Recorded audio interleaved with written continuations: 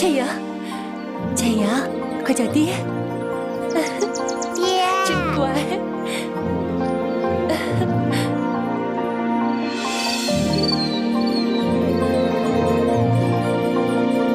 这就是明珠谷了。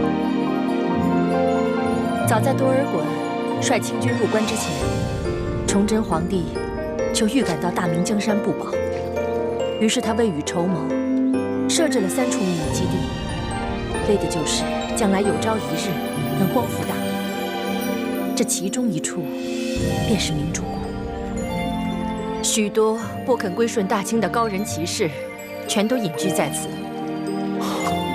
果然是一处世外桃源。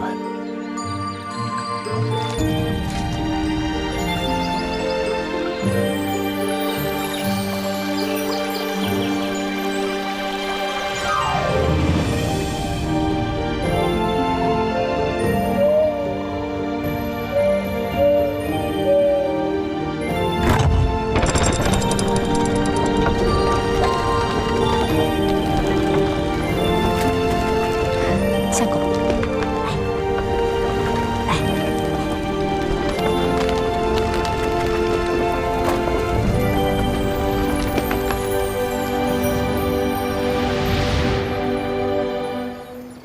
久闻樊先生大名，为辅佐永历帝与妻女分离，现在总算是一家团聚了。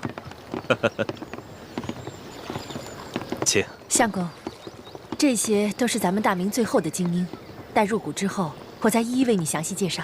哎，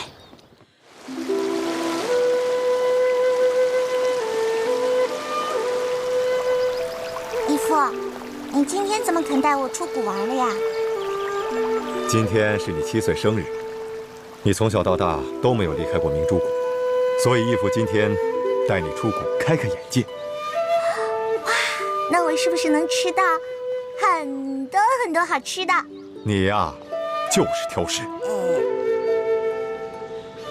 确实，在谷中也没什么好吃的。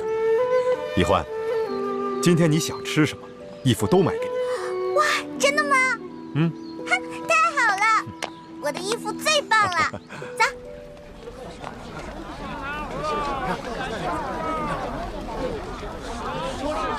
好，请问，到底发生什么事了？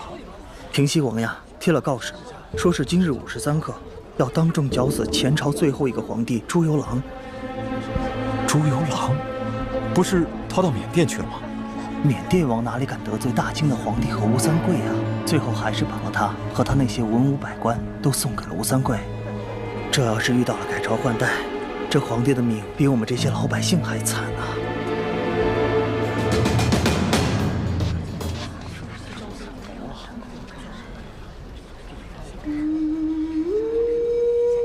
台上跪着的那个男人，还有他旁边跪着的那个女人，你好好的看看他们，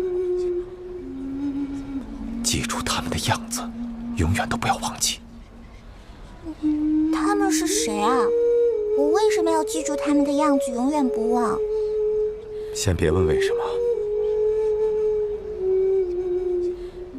听义父说，好好看看他们。这是你第一次看见他们，也是最后一次看见他们了。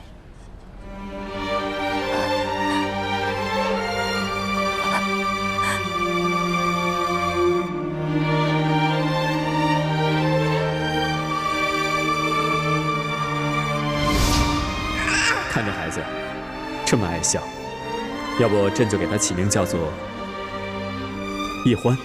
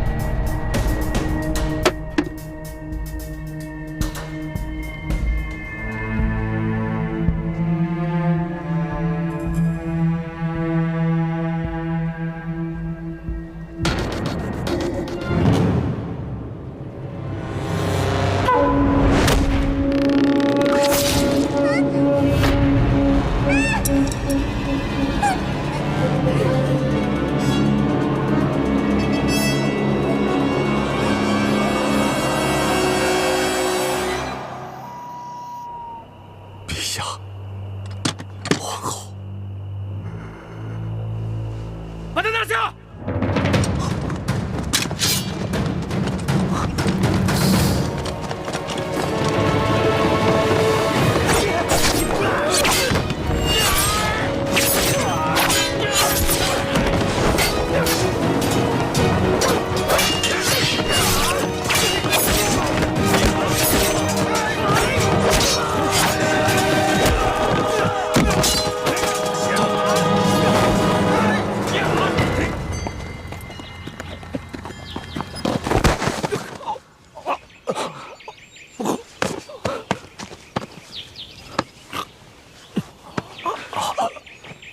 范神医，你没事吧？你是晋王？他们在哪？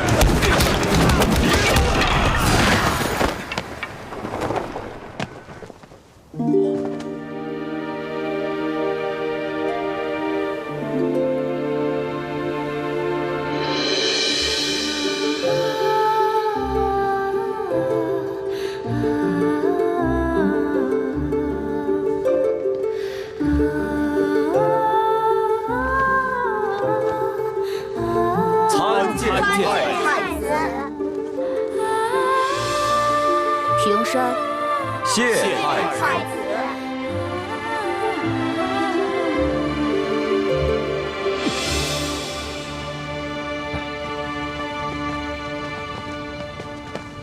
如今顺治已经驾崩，他的第三子爱新觉罗玄烨继位，改年号为康熙。康熙只不过是一个8岁小儿，朝政实际都掌握在4位辅政大臣手中。这4位辅政大臣，他们分势而立，互相内斗，而吴三桂又与他们分庭抗礼，所以，我们将来还是有机会能够找到复国的契机的。希望各位都不要气馁。那我就宣布一个先帝遗诏，为太子跟我女儿奕欢定亲。以后我大明皇室的血脉，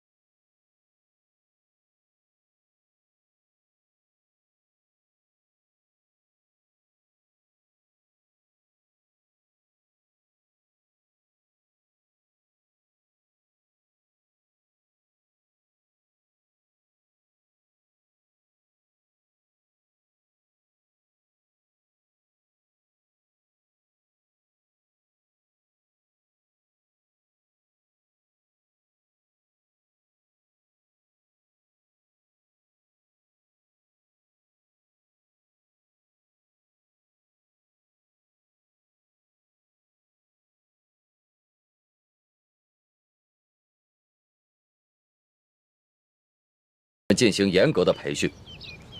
我们会将我们毕生所学毫无保留的都传授给你们。是。那我们以后是不是不能玩了？不能说话。我负责传授你们兵法、战略战术。我来教授你们各项技能和各种兵器。我负责教你们医术，还有读古之术。我负责教你们4书5经、琴棋书画乃至天文地理。我就负责教会你们易容变声、缩骨异形等各种技艺。我将教你们暗器功夫，以及破解制造各种机关。啊，这么多课程还没学我就晕了。奕欢妹妹，你我可是大明最后的希望，我们要加倍努力，给所有的兄弟姐妹们做个榜样。你可再也不能像以前那样贪吃贪玩、偷懒耍滑头了。要你管，你凭什么管我？你是我未来的媳妇，我就有权管你。呸！我长大了才不会嫁给你这么没趣的家伙呢。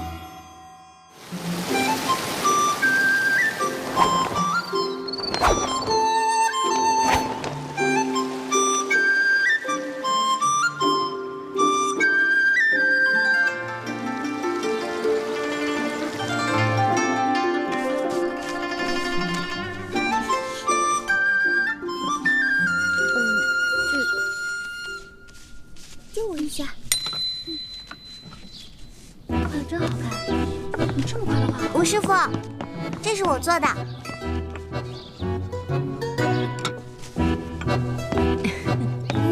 你看到我的东西了吗？那不是你做的面具吗？吴师傅，这张面具是我做的，被易欢偷拿了。易欢，他居然偷懒不肯做作业，居然偷了同学的功课来搪塞我。上课的时候，易欢竟然还装病。易欢这孩子呀，比其他的孩子都聪明，只要稍加努力，前途不可估量。每次都是这样，认错认得贼快，可是一掉头就外甥打灯笼，照旧。易欢，从明天开始，别人练1个时辰的功夫，你要练2个时辰。别人做1份功课，你得做2份。你这样根本不配做晋王的女儿，日后还怎么指望你光复大明？易欢，不要让我失望。你这孩子今后要多用点功了。易欢，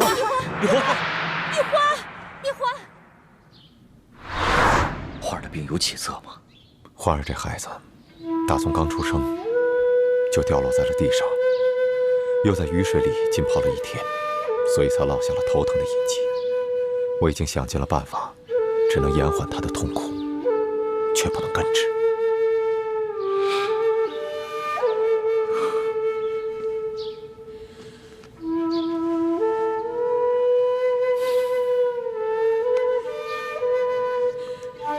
欢儿，都是我害了你。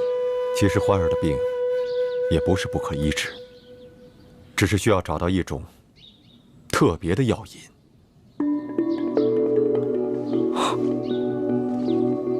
什么药引？我师父说过，世间的疑难杂症都是与个人命中注定的劫数有关。要破此劫数，必须要有贵人的助力。如果能有龙珠来做药引，也许能治好欢儿头疼的隐疾。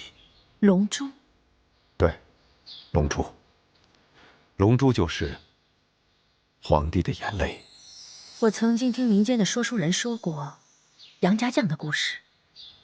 相传当年杨六郎因病不能出征，需要龙须凤发才能医治。这龙须就是宋皇的胡子，这凤发就是辽国萧太后的头发。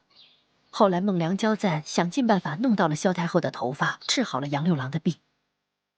可是现在大明已经亡国，在复国之前，太子也不能算是真龙天子。难道只有爱新觉罗玄烨的眼泪才能称得上龙珠？可古往今来，又有哪一个皇帝肯轻易落泪？就算有龙珠，我们又怎么能够得到来治欢儿的病呢？义父，诸位师长，你们不必忧心，我将来一定光复大明，登上皇位。欢妹若需要龙珠，我管够。太子有此志向，实乃我大明之幸啊。其实龙珠治病之说，不过是医家玄学的奇谈怪论，不必当真。你们接着练，1个时辰之后才可以休息。二师傅，为什么小师妹就不用练？易欢身体不好，晋王说了，除了轻功、暗器、独骨、易容这些自保之术之外，他想练多少便练多少。你们接着练吧。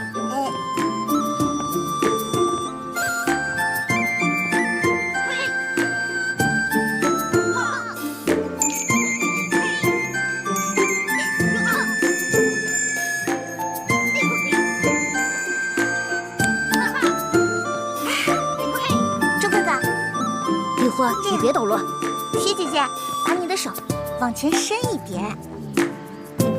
姐姐你好棒啊！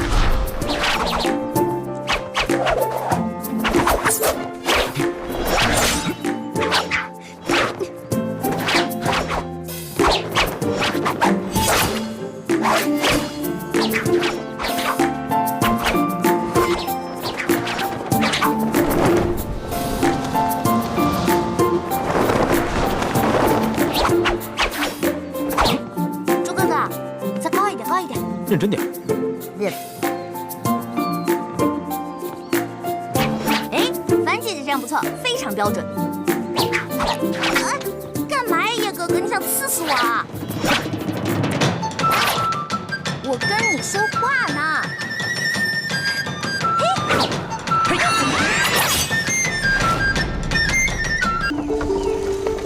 爹及诸位师傅在上，一欢历来胸无大志，唯愿吃遍天下美食，穿遍天下美衣，还有找齐珍贵药材，配出冰肌血肤养颜膏，治好倩影姐姐的脸。还望诸位师长原谅一欢违禁出谷，待实现3大愿望之后，一欢再回谷，负荆请罪。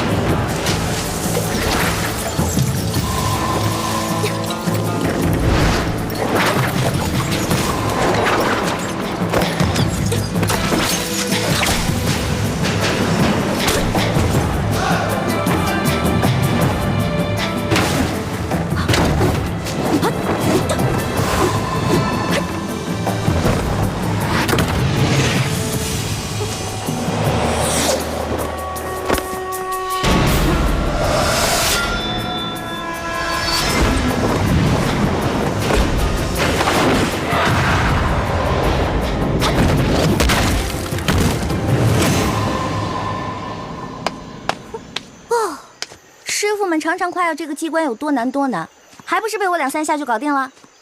李一欢，你真是个天才！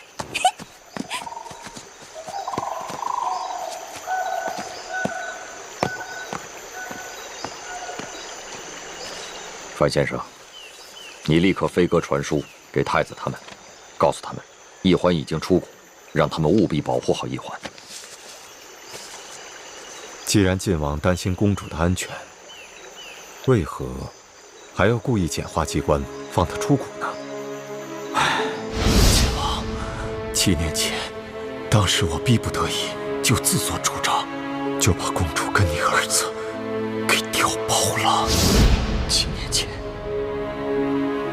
我亲手射杀的女儿，竟然是我大明朝最后一个公主。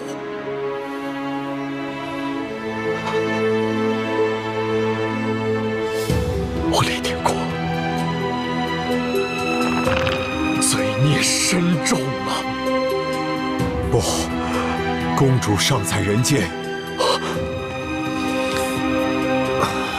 当年你那一箭刚好射中皇后送给公主的玉佩上，所以公主毫发无伤。这些年，我一直带着她隐居在明珠谷。现在远在台湾的太子，对我们大明的志士们来说，是极大的鼓舞。如果让他们知道，大明皇室只剩下一个公主，恐怕他们就没有复国的斗志了。如今世上，知道太子是你亲生儿子，一欢才是大明最后一个公主的人，就只有你我2人了。我知道了，我马上传信给延平王，让他把太子送回来，就说先帝留下遗诏，让太子跟我女儿一欢定亲，这样他们所生的子女也算是大明皇室血脉，我们也算对得起先帝了。好，这安排甚好。一欢是先帝留下的唯一血脉，只可惜他生性懒惰，又贪图享乐。若一味保护，不让他历练，先帝在九泉之下，也不会瞑目的。晋王真是用心良苦，但愿他此次京城之行能有所长进。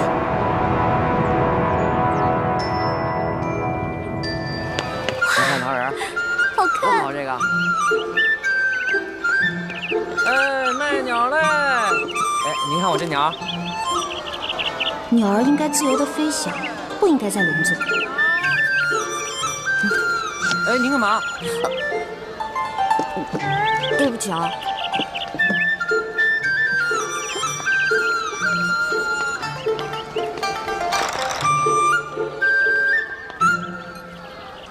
师傅们都说清甜无道，民不聊生。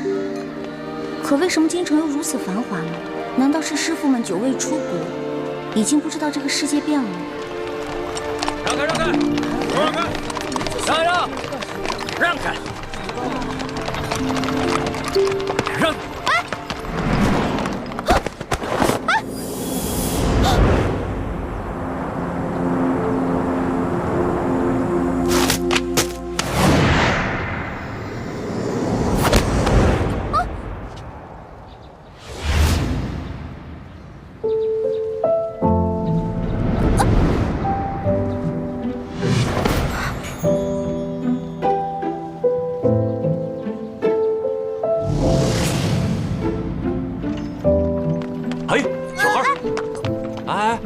干嘛呢你？啊？对不起啊，不妨事。是，少爷。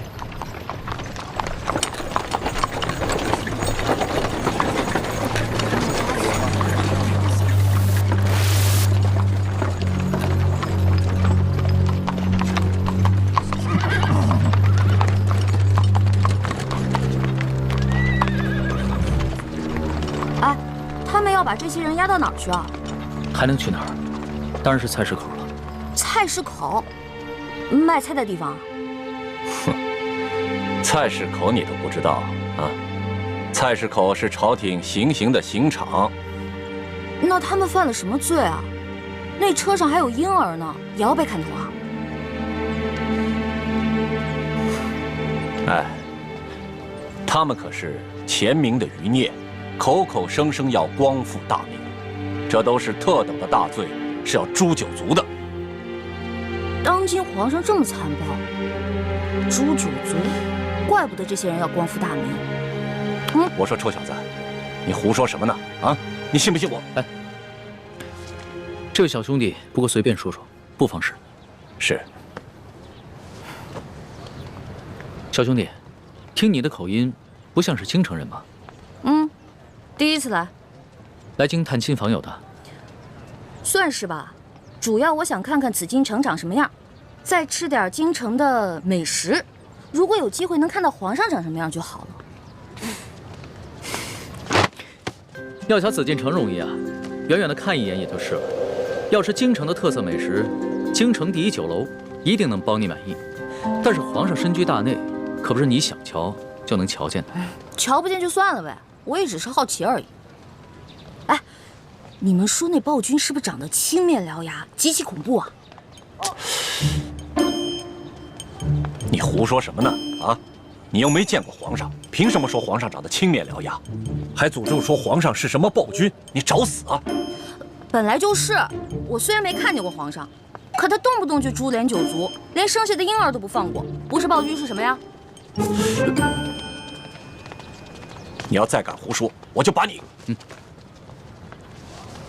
可我听说，当今圣上年少，虽然早已亲政，可朝政依然把持在辅政大臣鳌拜的手中。你说的暴政，可不关康熙皇帝的事儿啊。你说的这些啊，我都听不懂，但我只知道，皇上贵为天子，就要为老百姓负责，既已亲政，还让鳌拜为所欲为。我看啊，他不是暴君，那也是个昏君。你要再敢胡说，我立刻……他说的对，任由朝政把持在他人手中，不是暴君，也是昏君。瞧他那把扇子很是名贵，我还是不要招惹这种人为妙。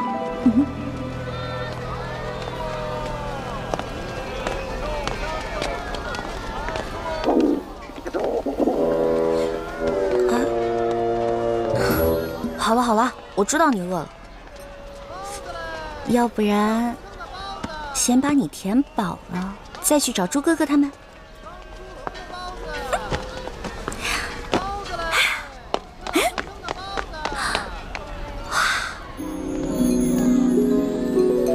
这难道就是刚才那位富家少爷说的京城第一酒楼？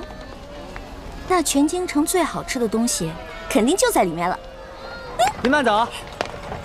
哎呦，客官，您里边请。您请。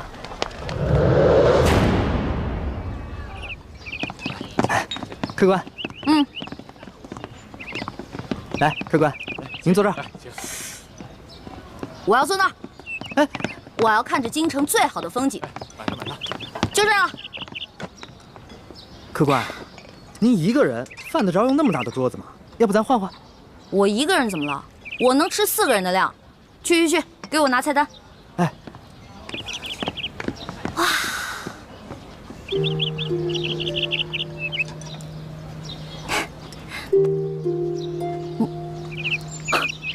好巧，又见面了。原来是你啊！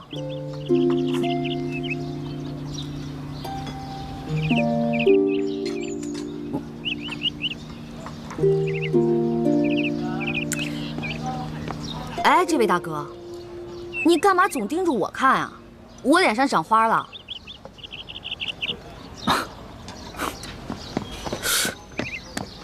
客官。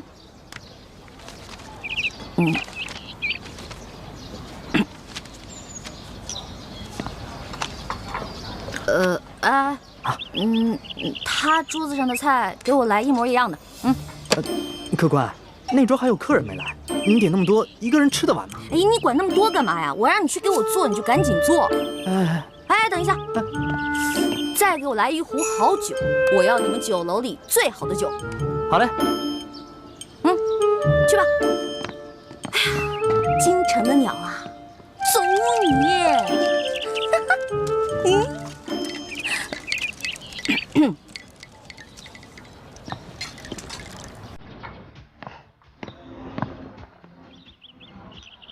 我说这位大哥，干嘛一直瞪着我看啊？还瞪我是吧？行，今天你瞪我，那我就瞪你，看谁瞪得过谁。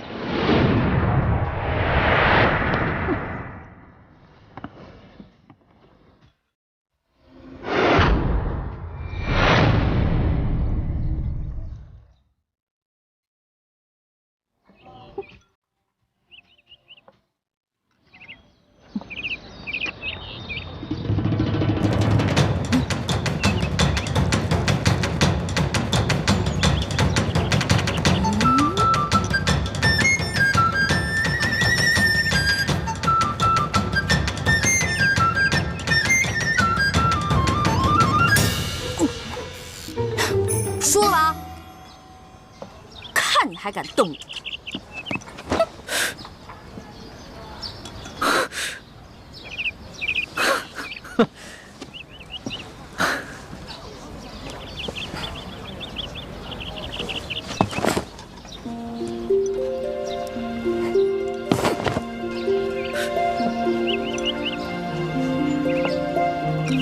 无赖！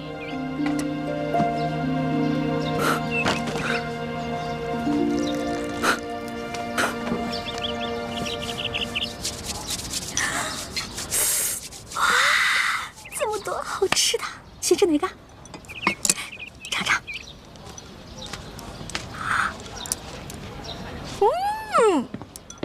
来，请来。不太够。啥？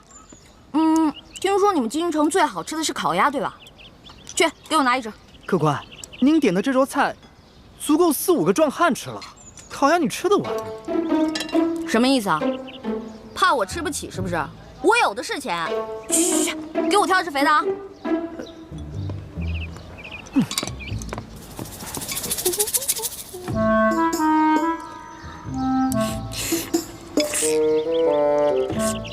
官，烤鸭。烤鸭。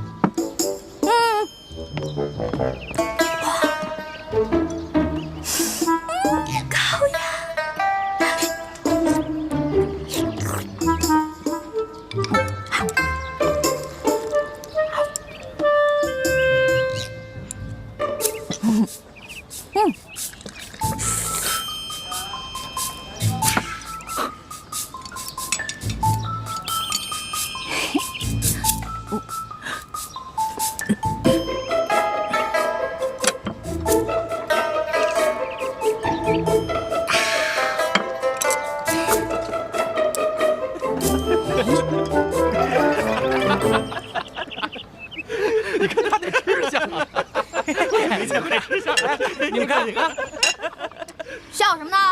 就笑你怎么了？长得跟个姑娘似的，吃起饭来跟头牛一样。我花你们家钱了，穿你们家衣服了，吃你们家饭了。看不出来，你不仅食量大，脾气也挺大的呀。今儿我就替你父母好好教训教训你，改给你的臭毛病，不然以后可娶不着媳妇儿。想教训我，小爷请你们吃鸭肉。不。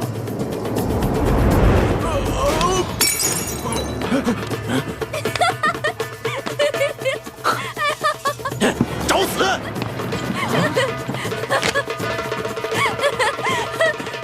哎，党横是吧？哎，各位，来这京城第一酒楼都是寻开心的，兄台何必跟这位小兄弟过不去呢？你是谁呀？要你多管闲事儿？在下龙三，小二来了。怎么了，几位爷？这样，你给这位客官加几个好菜，再加一壶好酒，都记在我账上。在下替这位小兄弟向你赔个不是。哎，来，几位爷消消气儿，这边请。小二，这些银子够不够？够，用不了这么多。剩下的都赏你了。好，谢谢爷。果然是个富家公子，哼，有钱了不起啊？别以为你替我道歉，我就会感激你。嚯！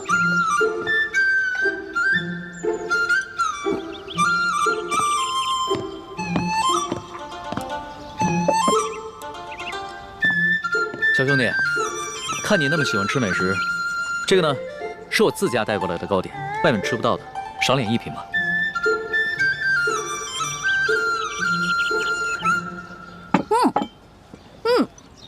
这个真好吃，你们家厨子可真厉害。哎，你那个大个子跟班呢？啊，我让他出去办事了。可惜我吃的太多了，这也吃不下了。小二，哎，来了。你帮我把这些全都包上，我要带回去。哦，好，那请先结下账。哦。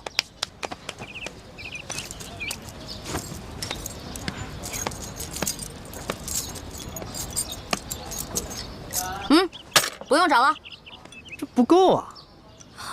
这可是整整1吊钱啊！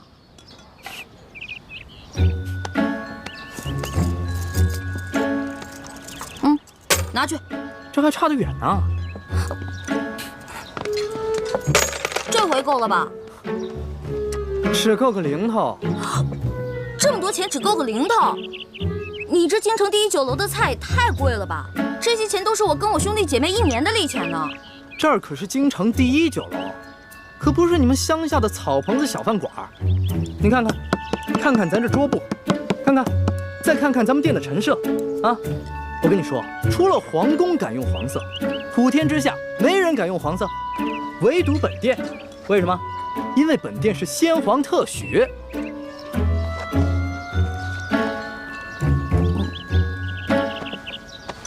啊，这样吧，这顿饭钱我来出了。哎，且慢。虽然我知道你比我有钱，但是我也知道，无功不受禄。这样吧，我能不能先欠着，等我哥哥来了以后再付给你？可以啊，但是把你刚才掏的那块玉压在本店。带着这块玉赶回客栈，晚上会有别的叔叔接你回明珠谷。义父，你要去哪儿啊？我要跟你在一起。义父义父要为刚刚被绞死的那几个人收尸，这件事情太危险，你不能跟着我。那些被绞死的人跟咱们有什么关系啊？义父为什么要去给他们收尸？你还小，你不明白。记住，这块玉是你亲娘留给你的最后遗物，也是唯一能证明你身份的信物。你千万不能把它弄丢、弄脏。不行，这是我娘死前留给我的唯一遗物，不能给你。那客官的意思就是要吃霸王餐了。小兄弟，这个京城第一酒楼有个不成文的规矩，礼敬天下身怀绝技的能人异士。所以呢，你要是有什么绝技的话，能露出个1两手，这样的话就可以免了这顿餐费。对，如果你实在没有现银的话，可以露手绝技给大伙儿瞧瞧。那什么样的绝技啊？来，小兄弟啊，你看到这上面挂的字画了没有？只要你能题一首诗，写一首好字儿，或者是画一幅画，就够格了。不瞒兄台，诗词歌赋、书法绘画，我样样都会，但是可能比不上这上面的墨宝吧。若是小兄弟觉得自己文采稍逊的话，那会不会什么别的，比如某种乐器、舞蹈，或者武功杂艺？没错，乐器嘛，我会好多种；舞蹈、杂艺、18般武艺，我也都会那么一点点。但是绝技，恐怕还谈不上吧。原来客官所学杂而不精啊！哎，人的精力是有限的，这位小兄弟啊，年纪轻轻的就什么都会，已经是很难得的奇才了。这样吧，小兄弟，你就挑你最精湛的技艺来露一手，看看是否合格。若是不够格的话，我来给你做担保，等你找到你哥哥再来结账不迟。好，就听龙少爷的，挑个您最拿手的，来一个给大伙瞧瞧。好，来一个。多谢兄台。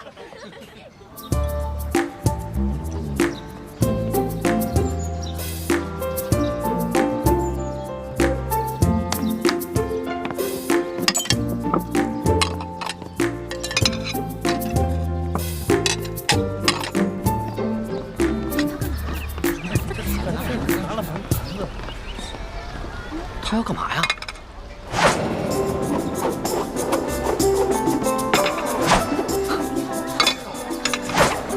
小兄弟，你这手上功夫虽说不上如何，但也算不错。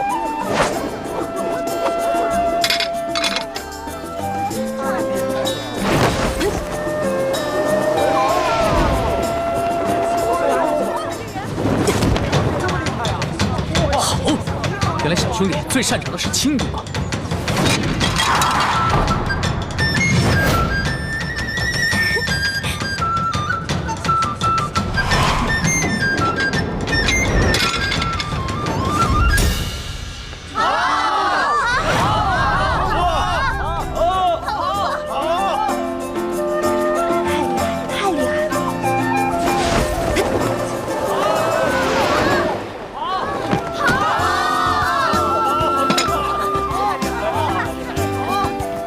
走了吧？当然可以，还请您留下高姓大名，下次再来本店提您名字可以打折。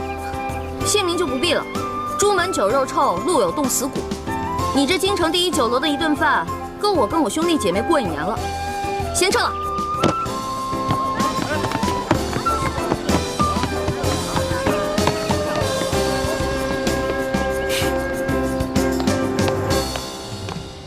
哎呀。没想到来京城的第一顿饭花了我这么多钱，还没找到朱哥哥他们就变成穷光蛋了。要是再找不到朱哥哥的话，那我就要露宿街头了。等会儿那个龙三出来，他往那边走，我们跟过去，然后把他抓了。龙三？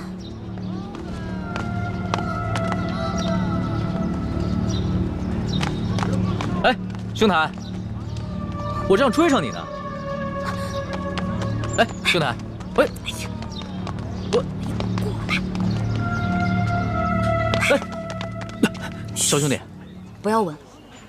刚才我看到几个江湖人士在打手语，他们好像要对你下手。不会吧？我平时极少出门，没有什么仇家。你当然是没什么仇家了，但是你爹娘没有教育过你吗？出门财不可外露，估计啊是盯上你的钱了。我这个样子很有钱吗？一看你就是一个不经常出府的大少爷吧，没什么江湖经验。你啊，虽然穿了一件普通的绸衫，但是你手上那个玉扳指，还有你的帽子跟腰带上镶嵌的美玉，都是极品兵种。再看看你这把古扇，这扇面是黄庭坚的真迹吧？足以买下这整栋酒楼了。我倒是忘了这些细节了。小兄弟，你真是好眼力啊！哼，其实在下的能力呢，不光是刚刚在楼上说的那些，我对鉴赏古玩玉器也是不在话下。多才多艺，真是多才多艺。哎，不知道小兄弟叫什么名字？我们交个朋友吧。哎，你先别问我叫什么名字，我先问你，那个揪我小辫子，你那个大个子跟班呢？我原来还带了几个跟班，不过都被我派出去办事儿了。我们约好了，在街角转头的那个书画斋门口碰头。哎呀，如果你这样一个人出去的话，估计你也走不到书画斋了。那怎么办啊？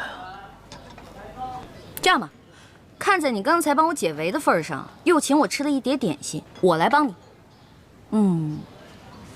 先帮我开个房间。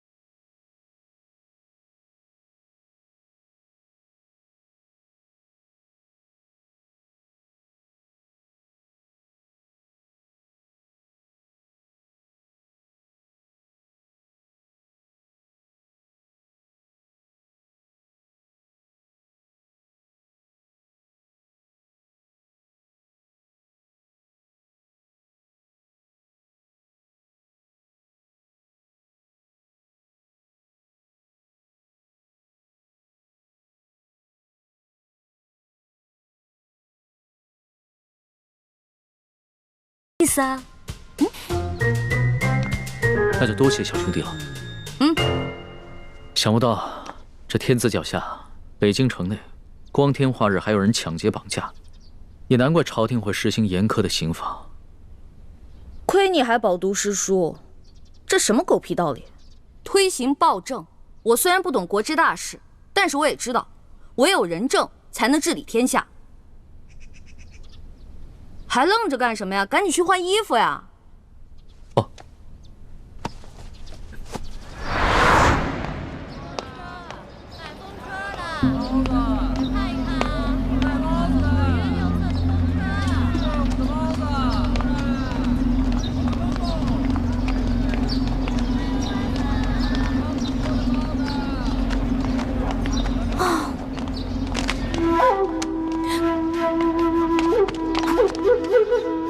你不是龙三，怎么样，中了小爷的金蝉脱壳之计了吧？傻了吧？那个龙公子我们跟了好久了，今天就是你坏了我们的好事。所以你们想干嘛呢？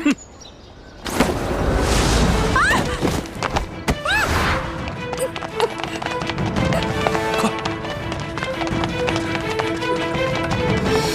完了完了，这下惨了，龙三啊！我不过吃了你一碟点心，却要把一条命赔给你了。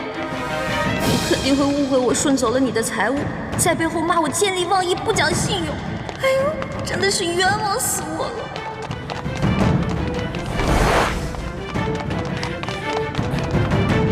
少主，今天有人破坏我们的计划。哦，什么人？这个人的声音好熟悉啊！放下。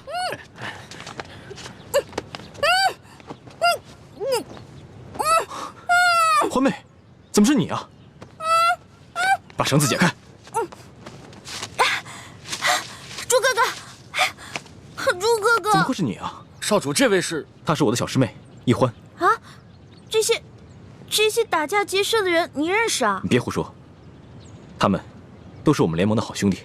一欢姑娘，刚才真是多有得罪，没想到我们居然是大水冲了龙王庙。你们为什么要劫那个龙三啊？京城的达官贵人们都爱去那第一酒楼，所以我们在酒楼当中也安插了眼线，方便我们打探消息。这几天来，我们发现那个龙公子经常出现在第一酒楼，暗中查访各种民间消息，行迹可疑，出手又非常阔绰，所以我们打算绑了他，盘问盘问，顺便从他身上捞点钱财，用作咱们联盟的活动经费。没想到啊，却让你给破坏了。哎呦，实在不好意思啊，各位，我不知道你们是自己人，我还以为他们是绑架良民的土匪呢。我一大早就接到师傅们的飞鸽传书，说你也来了京城，让我务必保护好你。我正想着怎么才能找到你，没想到我们竟以这种方式见面了。这家慈航药铺是咱们联盟在京城的据点之一，掌柜的还有店里的伙计都是咱们联盟中的兄弟。我现在的身份是这家店里新聘的坐堂郎中。你给我记住了，以后在外人面前要叫我李建清李先生，不许再叫我朱哥哥了。知道啦。哎，朱哥哥，叶哥哥、雪姐姐、樊姐姐呢？他们都出去执行任务了。哦，我呢，在指挥兄弟们绑架龙三儿。没想到却歪打正着碰上了你。对了，你为什么要帮龙三儿啊？这个嘛，我先进去换件衣服，出来再跟你说。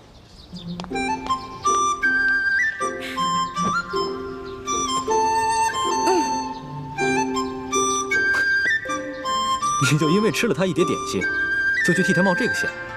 哎呀，其实说实话，我根本就没想着要去冒险。我本来想着以我的轻功，就算打不过那几个乞丐，也是可以逃跑的。你呀，从小练功就不肯用功，又很少出门，缺乏江湖经验。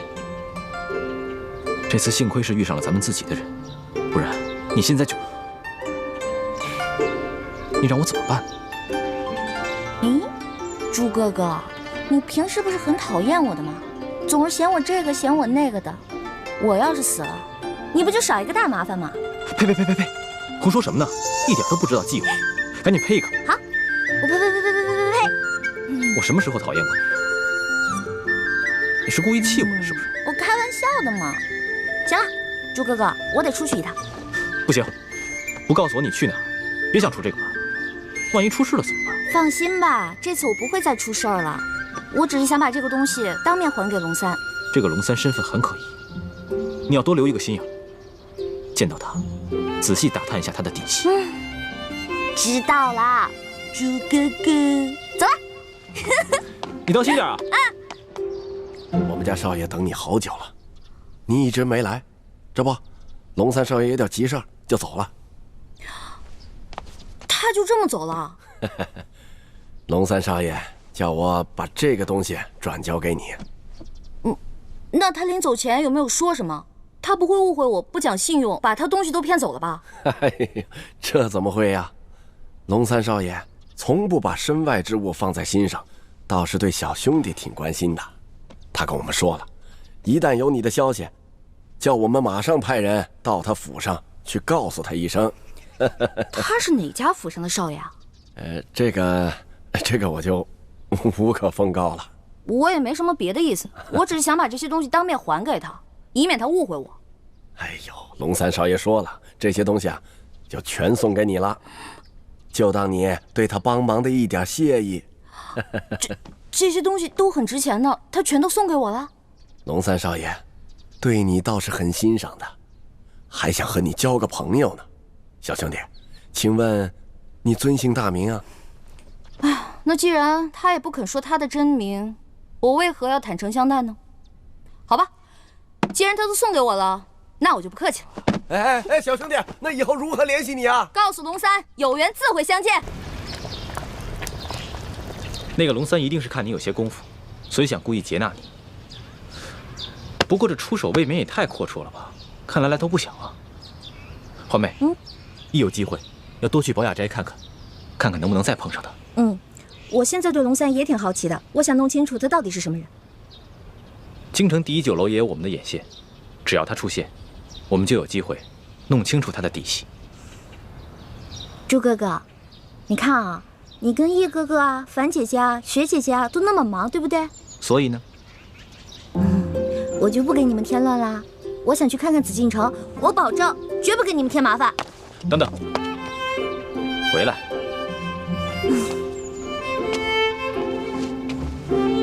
别搞得跟三脚猫似的，一点都不知道分寸。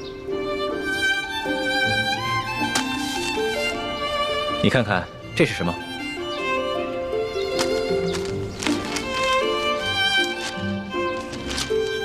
我知道你想去紫禁城，我陪你去。不过在去之前，咱们是不是得熟悉一下京城，还有紫禁城的地图啊？这个是午门，午门前面是太和门。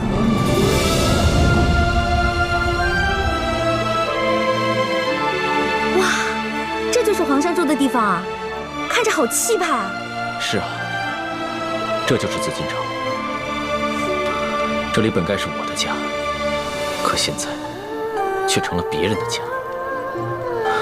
环妹，总有一天，我要重新入住紫禁城，然后昭告天下，封你做我的皇后，让你坐上丰年，风风光光的入住这紫禁城。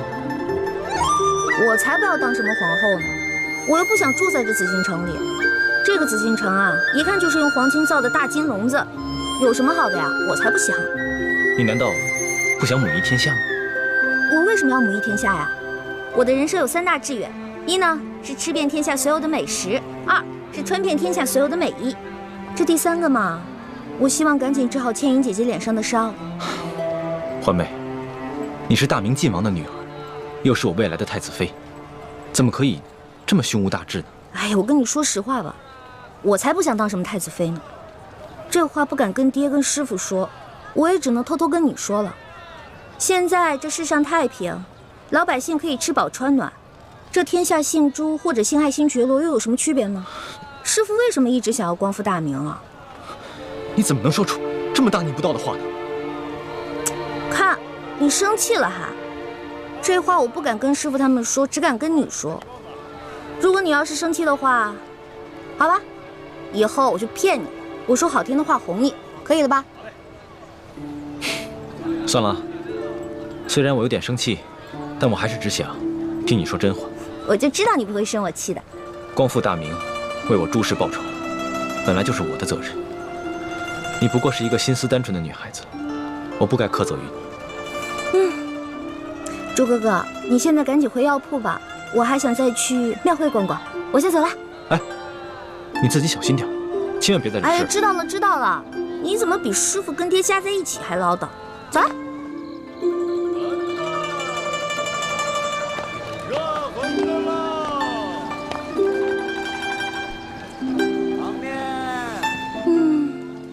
好香啊，好想再进去吃一顿。可惜这天下第一酒楼的菜价真是太贵了，根本吃不起。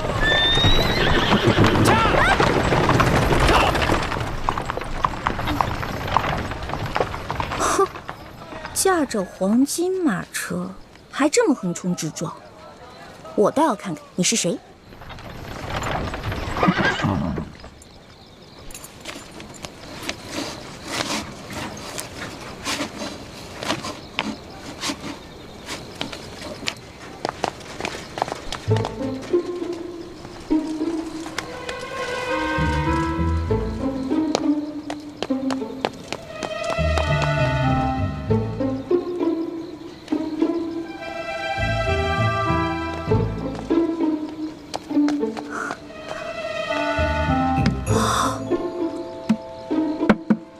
哇，真金的呀！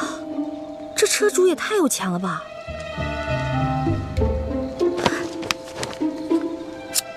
哼，看这车夫刚才那么嚣张的样子，估计这个车主也不是什么好人，我就当劫富济贫了。中堂大人，这边请。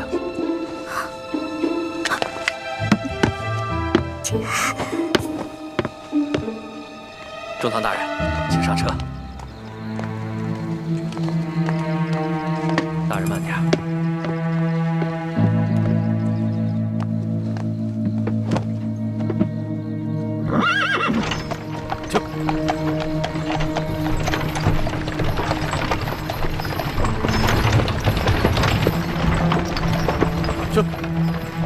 当今世上，只有4位辅政大臣之一的鳌拜人称中堂。难不成这车上的人是鳌拜？鳌拜权倾天下，怪不得这车这般华贵，行人也都避让不及。想来他们也都认得。哎呀，一环呀一环，这次你可玩大发了。这鳌拜可是大清第一勇士，要是被他发现你这个小毛贼，你这小命可就不保了。救苦救难的观世音菩萨，你可一定要保佑我。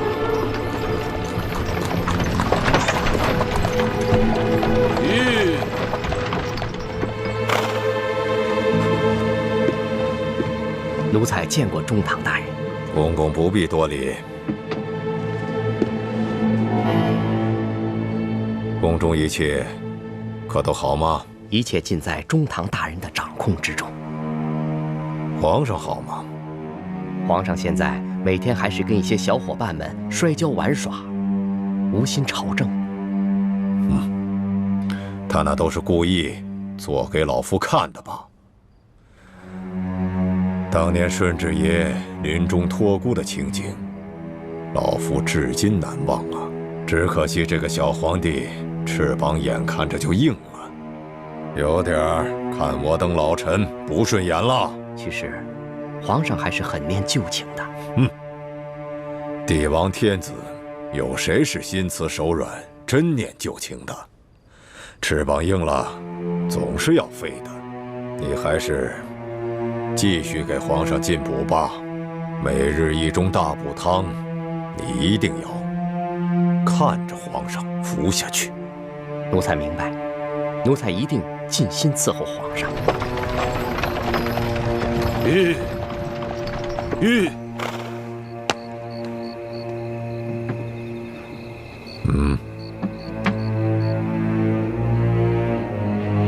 这是这个月的大补丸。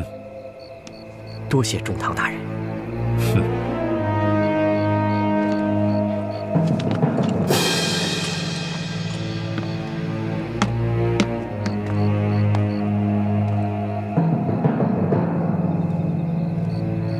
赶紧送公公回宫，公公不便在外久留。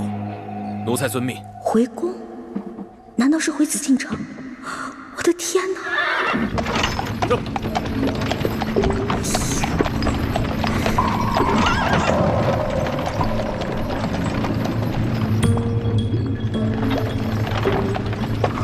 看来马车已经进了紫禁城。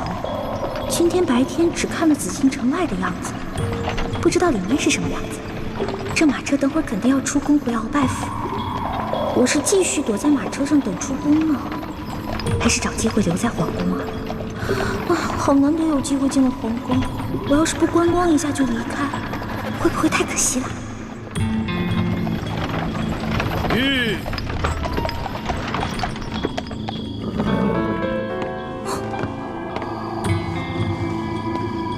公公，您慢点。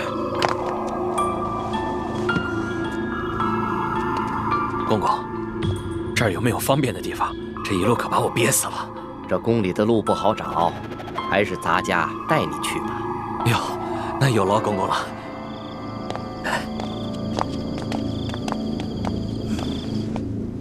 哎呀，行，我知道你饿了，别叫了。御膳房里面有举世无双的美食，要不然先喂饱肚子。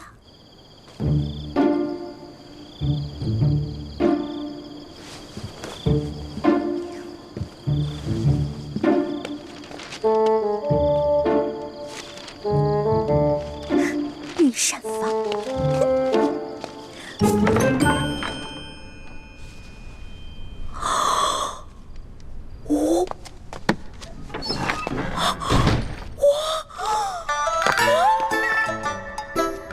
谢亏朱哥哥给了我这张地图。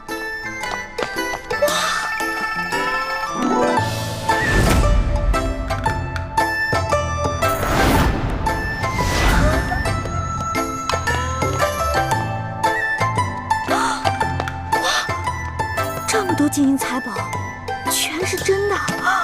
上了鳌拜的车反而因祸得福了。我得把这些金银盘子全都带走，带到明珠谷给我的姐妹们。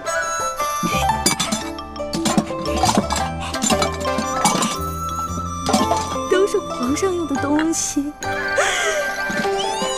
太棒了！快！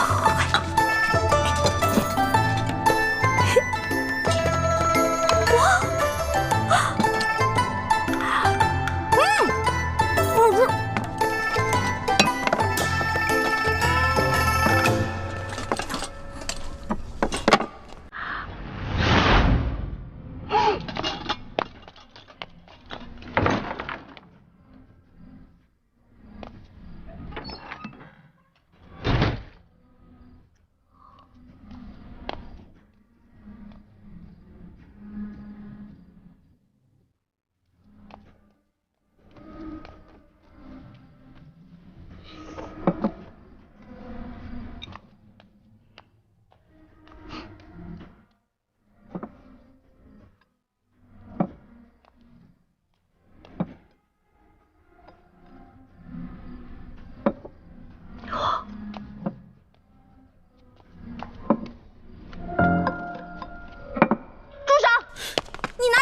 行了，你还要都拿走啊？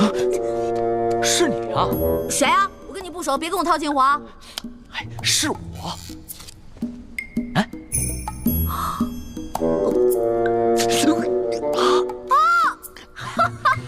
是你呀！是不是在里面？啊，我记起来了，我记起来了。嘘啊，嘘，我们换个地方说。走。哎呀，我的东西，我的东西。啊。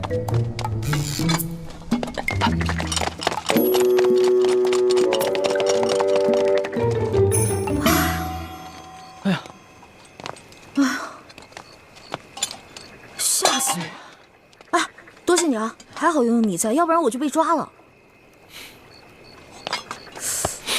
不过你到底是谁啊？我怎么会在皇宫看见你呢？而且你对皇宫的地形如此熟悉。我呀，我是这个宫里的御前侍卫，所以啊，我对这个皇宫啊特别熟悉。你在宫里当差啊？怪不得那个书画斋的老板不肯跟我透露你的身份呢。原来如此啊！小兄弟，还是你说的对，有缘自会相见。没想到这么快我们又见面了。是啊。哎，对了，你这么晚进宫来做什么呀？哎呀，别提了，要多倒霉有多倒霉。我在路上走得好好的，看见一辆马。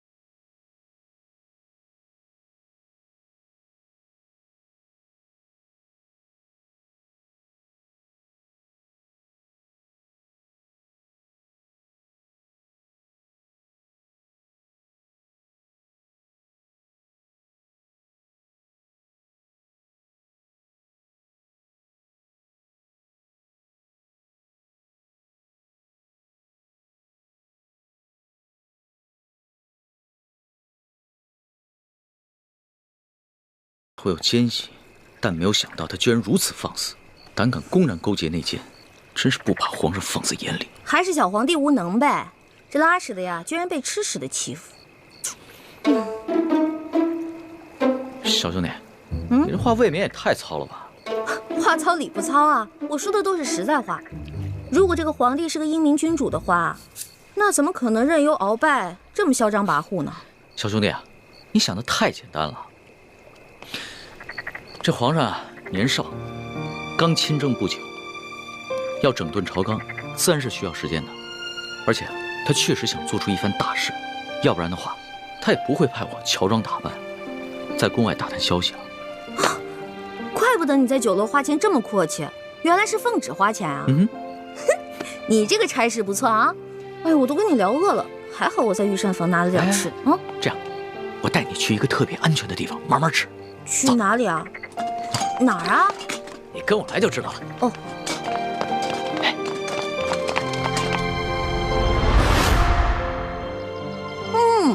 好吃。这御厨做的就是不一样，不光做的好看，吃着也香哈。那当然，能侍奉皇上的御厨，那都是天下第一的大厨子。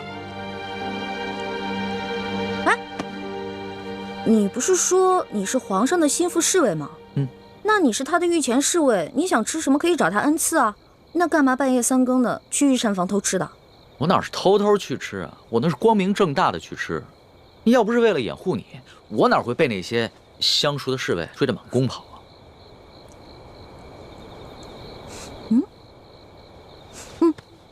怎么？不对啊，这2种糕里面掺了不同的香料，会使人慢性中毒的。中毒？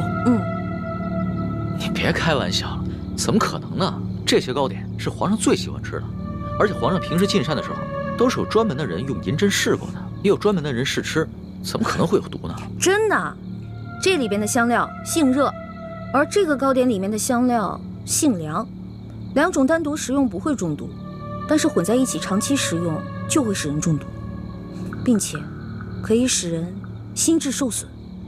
你没开玩笑啊？干嘛？别动，我来给你把把脉。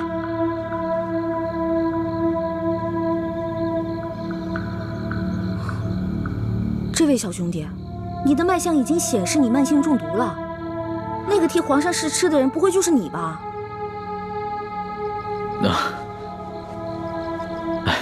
实不相瞒，其实呢是皇上和我最近都感觉到身体不适，所以呢特意让我来御膳房求证一下。原本呢我是不相信宫里的太医，所以想取几样食材拿到外面去给宫外的名医看看。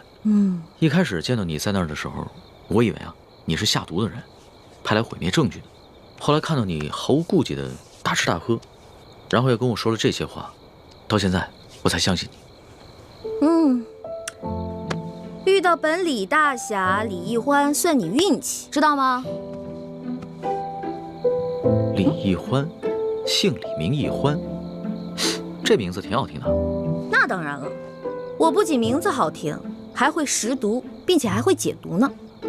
那我和皇上的毒能解吗？哎呀，你和皇上的毒嘛，解是可以解，不过这药材配起来比较难，而且这药材价格不菲啊。钱不是问题，你想要多少，我给你多少。好，3日以后在第1酒楼，我带着解药，你把药钱给我。这个药钱嘛，10两黄金。没问题，我看也不必等到3日以后。我这枚玉扳指肯定不止10两黄金，你先拿去吧。哇，果然是个好扳指啊！你就这么把扳指给我了？你也不怕我骗你？我相信你，虽然我们2个相识不过1日，但是我能看得出来，你是一个有本事的人。只要是有本事的人，都不会因为钱财而背信弃义的。有眼光。我是个有本事的人，我的本事不光这些，还有很多呢。以后有机会慢慢让你见识啊。好啊。不过呢，刚才在御膳房咱们2个交手的时候，我发现你的武功啊，其实比我好不到哪儿去啊。没本事的人才会靠蛮力，像我们这种有本事的人是靠这里，知道吗？再说了，我就是一个江湖小贼，我这点本事也足够了。但是你是御前侍卫啊，那你这3脚猫的功夫怎么当的御前侍卫？哎，你跟我说实话，是不是你投了个好胎，有了个好爹，才让你当上御前侍卫的？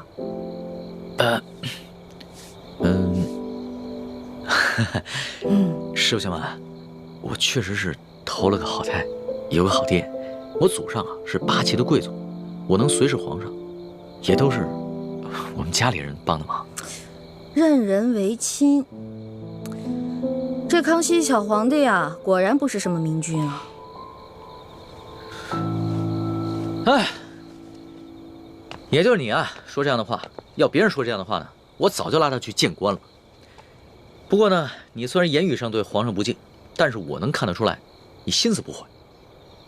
你这个小兄弟吧，通情达理，仗义疏财。我决定了，你这个朋友我交定了。来，今天高兴，喝酒。我这壶底的酒可不是一般的酒。这个酒呢，是我在山里发现的野山葡萄酒，也不知道哪位仙人何年何月何日酿造的，总之特别好喝。你别以为你是皇上的小跟班，吃惯了好多御食，好多御酒，就不把我这个酒当回事儿了。我这个酒啊，可比你那些御酒好喝多了。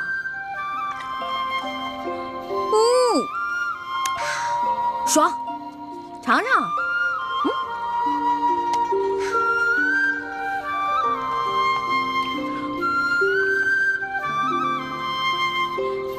怎么样？啊，是好酒啊，是吧？多喝点。哎，小兄弟，你是哪儿的人啊？为什么要进京啊？我呀，我就是一个江湖游侠。我进京呢，就是来看一看京城有多繁华，吃遍京城的美食。二呢，我是想找一些珍贵的药材，配一款冰肌雪肤养颜膏，给我姐姐脸上疗伤。你姐姐的脸怎么了？哎呀，别提了，一说到这事儿吧，我就特别内疚。小的时候啊，我背着大人，拉着我姐姐去山里玩。哎，妹妹，咱们回去吧。平日里师傅们都不让咱们上山玩，说山里有野兽，那是他们吓唬咱们呢。走吧。哎呀，走啦！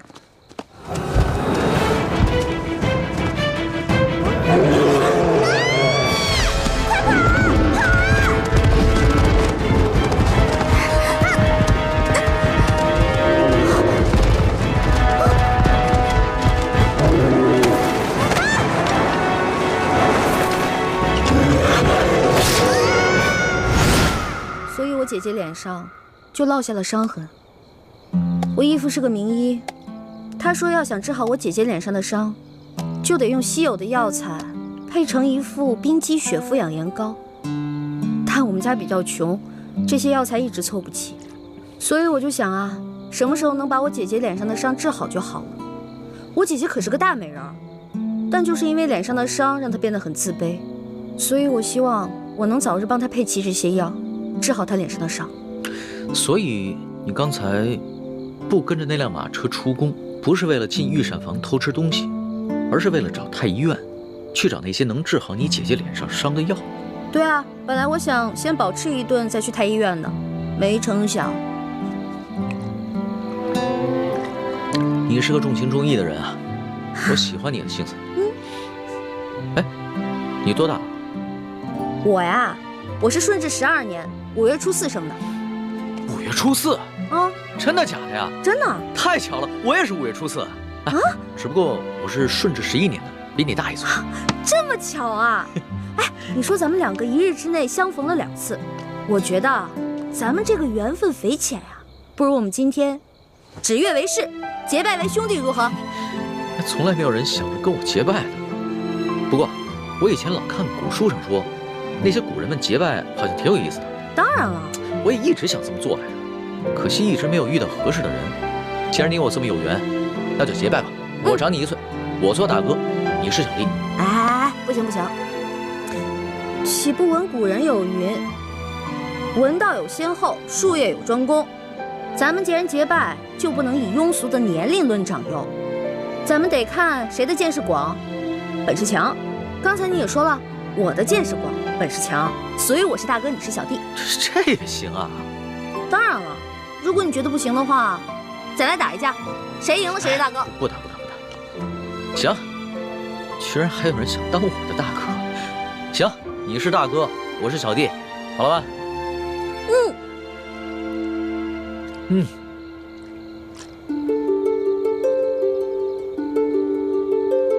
我李易欢，我龙三，今日对着月亮发誓，结为异姓兄弟。从今往后，有福同享，有难同当，永不背弃。同生共死，同甘共苦，如有违誓，天打雷劈。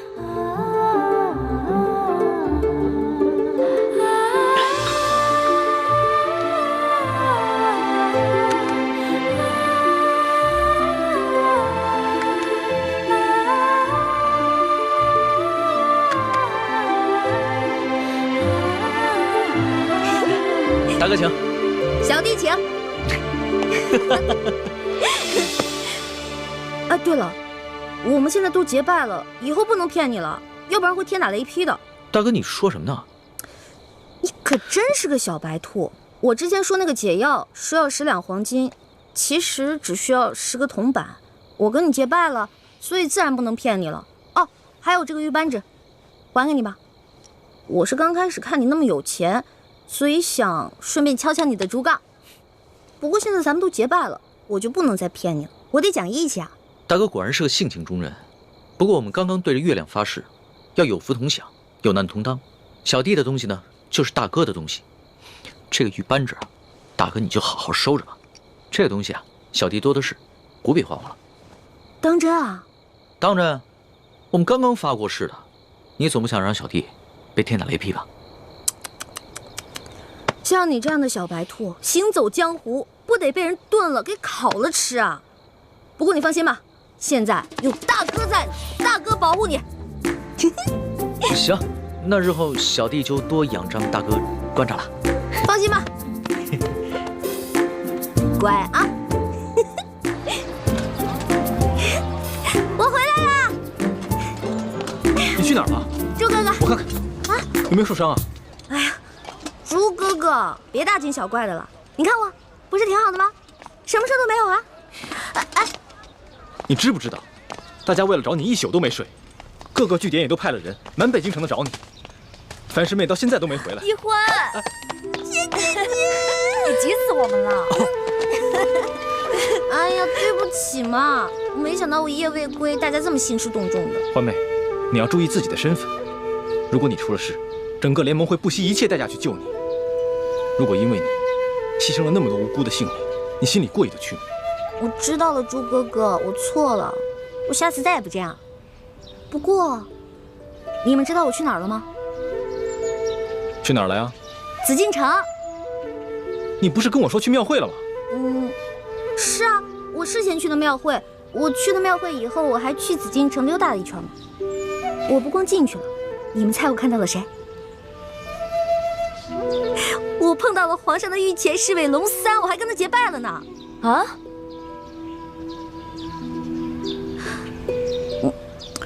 我就知道你们不信我，给我。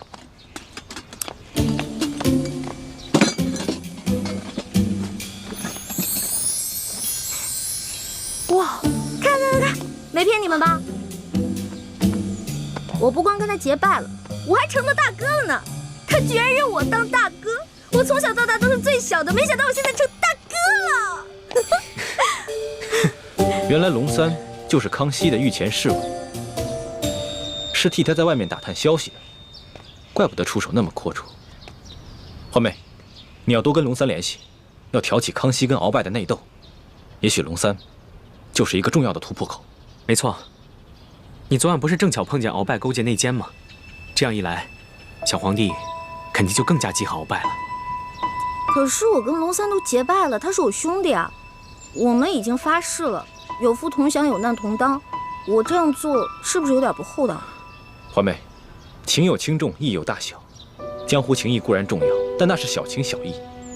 联盟光复大明，那才是大义。